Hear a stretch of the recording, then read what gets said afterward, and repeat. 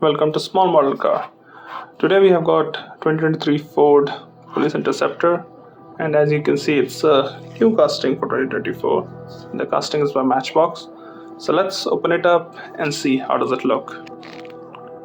So those of you who live in North America, they must have seen these cars on the road.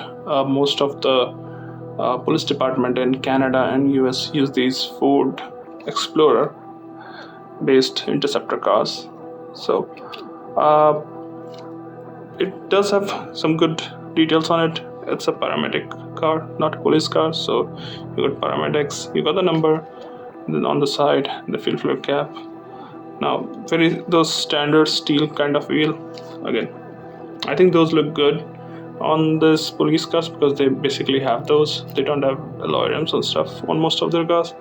So that looks good. Now let's move to the front. Up front you've got a bull bar, which you see on most of those vehicles. You can see the grille, headlamp and all that stuff, but none of them are detailed. I would have loved it if they were detailed, would have looked much better.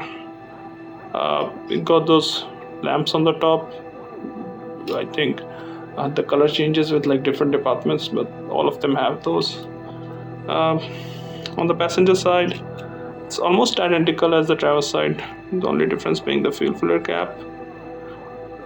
Going to the rear, again, I don't know if Matchbox did it by mistake or it was intentional. You can see the red on this side, but when you move to the back, the tail lamp had no color there. Apart from that, you can see the exhaust at the bottom, number plate, no badges. Well, it's a mainline, so I don't expect much, but recently Matchbox has been doing some great job. So with a 2024 casting, I would have loved if they just had a painted headlamp. Would have looked so much better.